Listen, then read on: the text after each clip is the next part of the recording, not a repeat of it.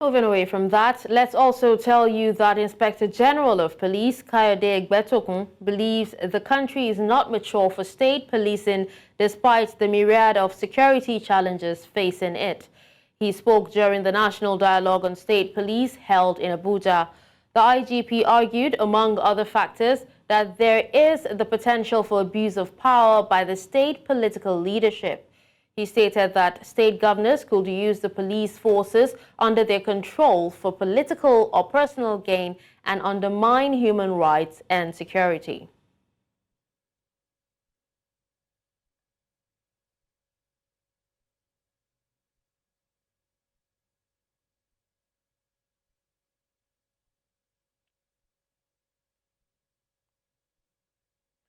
Now, to discuss this, we're joined by a public affairs analyst, Jide Ojo. Hello, Jide. Thank you so much for joining me at this time.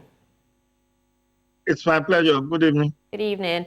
All right, so speak to us on the specific security challenges that Nigeria face at its borders and coastal regions that warrant the consideration of a national border guard and national coast guard as suggested by former President Goodluck Jonathan.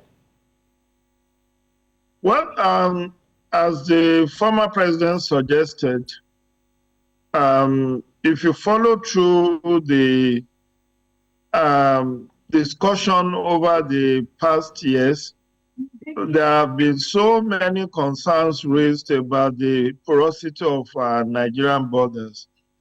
It may interest you that years back, the Nigerian Immigration Service discovered that there are 1,400 illegal entry routes into Nigeria.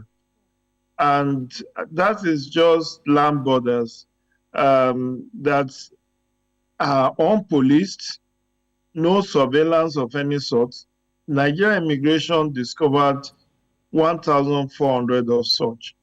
Now, when you look at the marine domain of Nigeria, there isn't even any border post, which makes it for people to import or smuggle in arms and ammunition.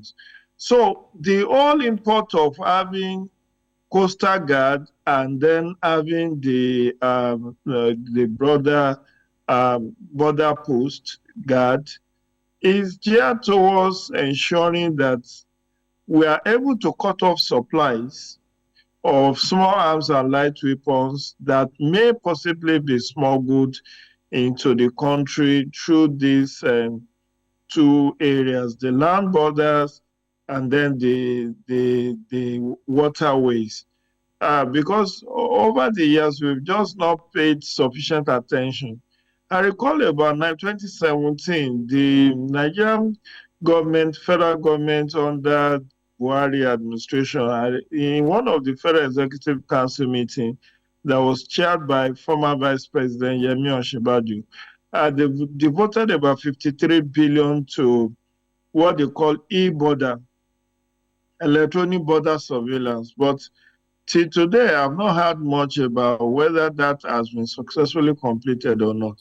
So, and if we allow our borders to remain porous, definitely small arms and light weapons will be finding their ways into the country, and then there will be trafficking of human persons, drugs, and all narcotics in and out of the country. So it is for that reason, I think former President Goodluck Jonathan is suggesting that we should have the border guard and then the coastal guard.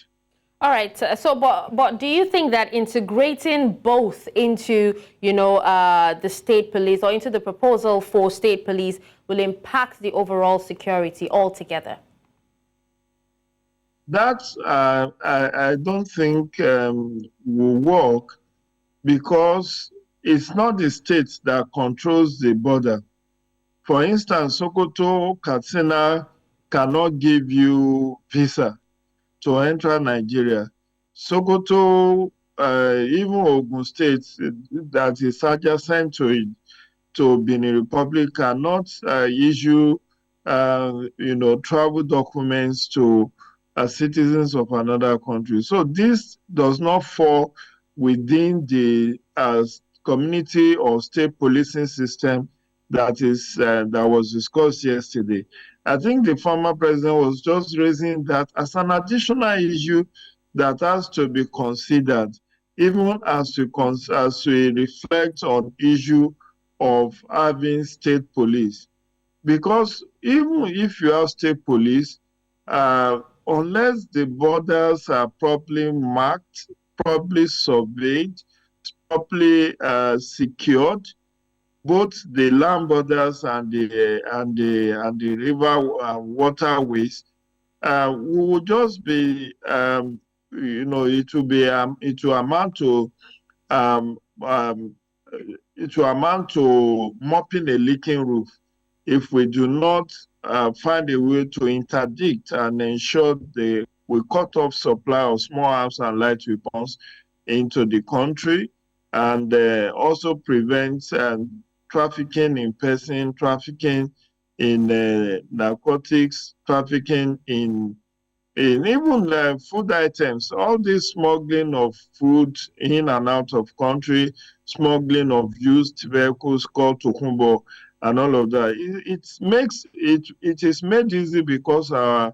borders are very porous. I recall that former Minister of Information and Culture, Alhaji Lai Mohammed, said he once visited a community in Ogun State some time ago, and he found out that the traditional ruler of that community, the frontage of his residence is in Nigeria, the backyard is in Benin Republic.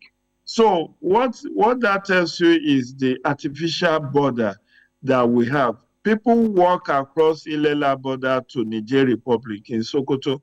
They just walk across. There are those who farm in Niger Republic but live in Sokoto. So what I'm saying in essence is that this will still have to be done. The project of securing our international boundaries and borders have to be done by the federal government, strictly by the federal government. It's not within the purview of the state. Even if a state police is established today, it cannot be part of the responsibility of that state police to man our international boundaries. All right, well, thank you so much, Jide Ojo, for joining us and speaking to us on this. It's my pleasure. Do enjoy the rest of your day.